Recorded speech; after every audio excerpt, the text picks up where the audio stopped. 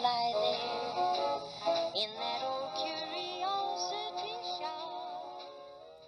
Hi everyone, I'm Scott from the Old Curiosity Shop, and you're all on the edge of your seats waiting to find out who won this doggone contest, and I'm finally back to tell you who did. Thank you to 5 people who sent me emails. There were a few more who attempted to respond to the contest in the comments underneath the last video. I'm sorry I forgot to write your names down. None of you won, but I did have one. The very first person, the first email that I got came from the state of Ohio.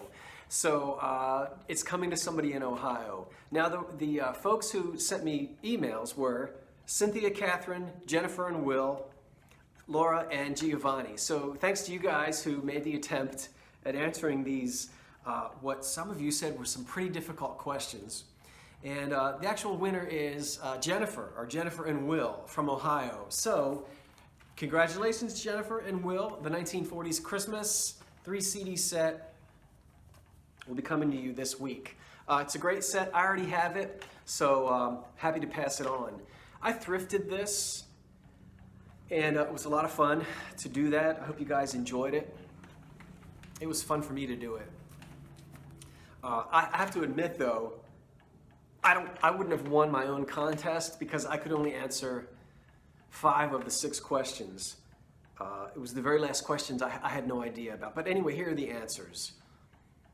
Whose nose was a button? Of course, that's Frosty the Snowman. What German family member normally trims the tree? The mother. Is the Grinch male or female? He's male. What song version barked its way into popularity? Remember back in the 50s, the barking dogs with jingle bells? You remember now. Let's see. Name one of the 2 female co-stars in White Christmas.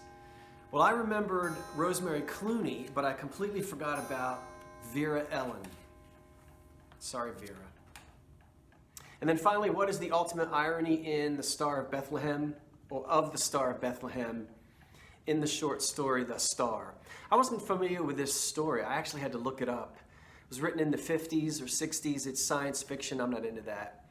So I didn't know, but Jennifer knew.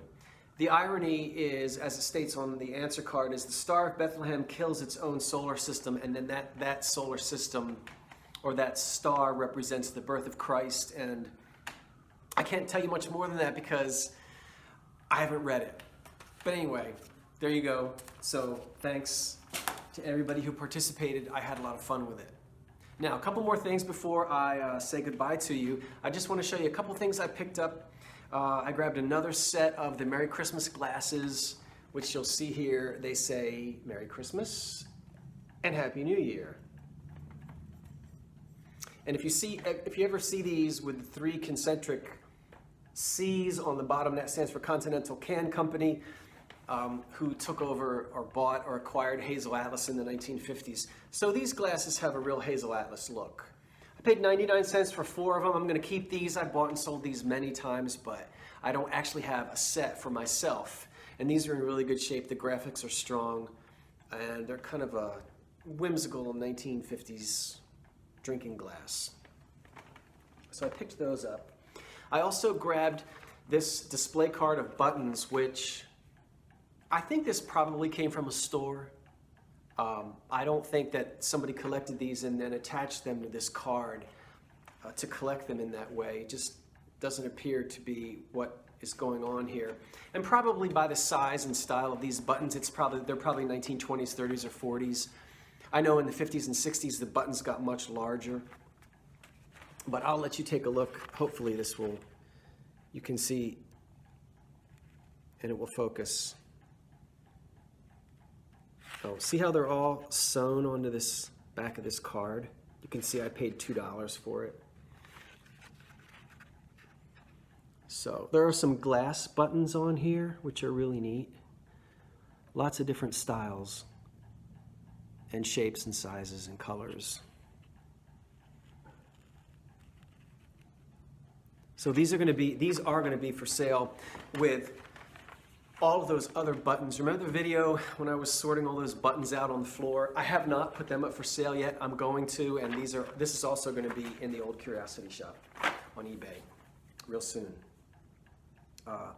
Two more things that I want to do. One is, I have a question for you. Now, this isn't really a contest because I don't have a prize, but if you get the answer right, your prize is you'll be famous across the land because you will have the correct answer. Now, you don't have to email me the answer. You can put it in the comments underneath this video. Do you remember last summer I bought this at a flea market for about $5? Well, I did. And I like it because it's Christmas. It's kind of Art Deco with all these circles around the candle. And it's a tin and I like it, so I bought it for $5. Well, I've done some research and I have found out when it was made, exactly when it was made, or when it could have been purchased commercially, who sold it, and whether or not it was sold with any contents. Now that you see right now, there's nothing on the inside but a little bit of rust. So my question for you is, can you tell me roughly when it was made? Within 5 years, okay? Within 5 years. When was it made? Who sold it? From whom could you purchase this? And when you purchased it, was it just an empty tin or did it have something in it? Now, I have the exact correct answer, but I'm not going to tell you until my next video. So put it in the comments below what you think, and I'll have an answer for you. Isn't it so cool to learn new things? I love when I can actually learn something factual about the items, and I'm going to be able to share that with you. Because I have a vintage ad that shows me this, in case you were wondering. Now also, a couple of people asked me would I do a Christmas, what do you call it, tour? Well, not really tour, but show you all the Christmas decorations once they're up. And I'll do that. I'm not really an over-the-top Christmas decorator. There's a Christmas tree, a nativity set, some candles in the windows, and a few little things here and there. But I'm certainly not going to look like, the mezzanine at Macy's. But what I want to ask you is, this is only Thanksgiving weekend, and I'm not in any hurry to get any Christmas decorations up. In fact, in my family, my father's family, side of the family, the tradition was always to decorate the Christmas tree on Christmas Eve. My grandfather would bring a Christmas tree home on Christmas Eve when my dad was a boy, and they would actually decorate it on the night before Christmas.